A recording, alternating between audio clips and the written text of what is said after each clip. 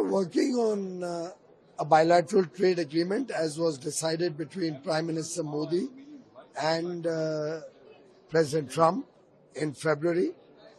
We have had a series of engagements. All of them are going well in the right direction.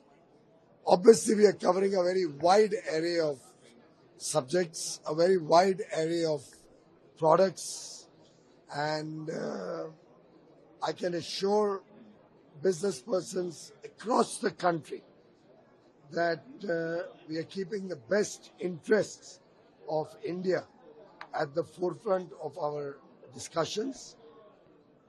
India first is our mantra, is our guiding principle, and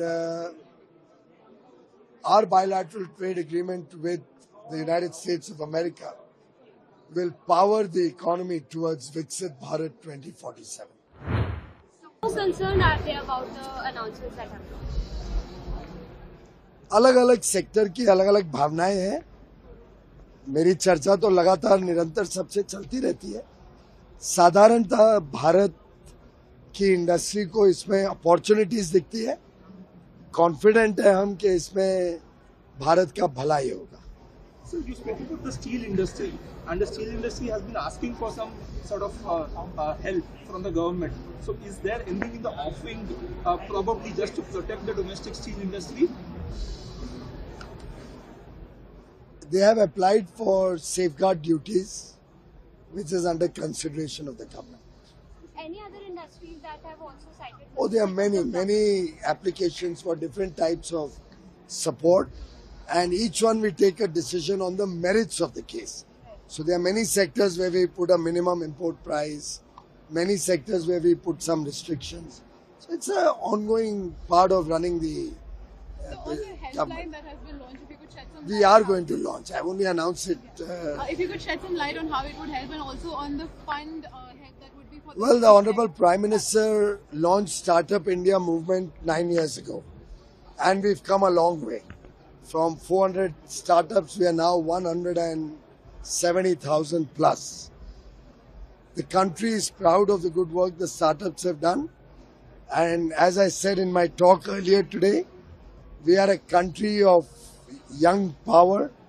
We are a country of aspirational Indians, and we'll always be aspiring for more, bigger and better.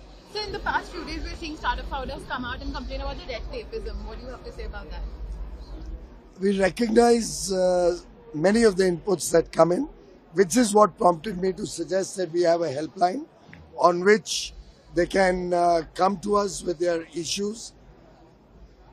From the general sense that I'm getting, most issues now are at the state level, because center really has nothing to do. There's no licensing.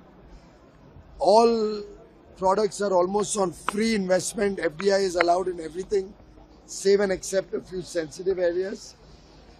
Trade is allowed in almost everything, save and except a few areas in agriculture or few industrial products. So by and large, we've made everything very liberal at the central government.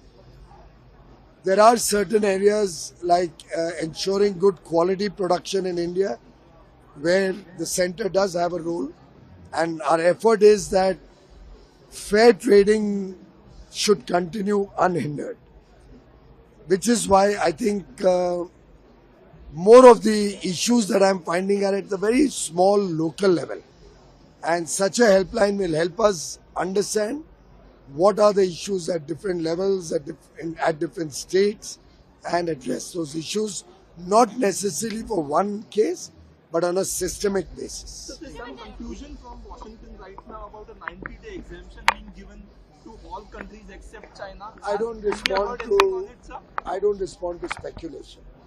So the White House came out and said it's fake news, but in that 1 minute or those 5 minutes, the market saw a very big turnaround. And then it I went back cannot again. respond to something which is not official communication to us. And I think the press also should help by not spreading any news without due diligence and validation.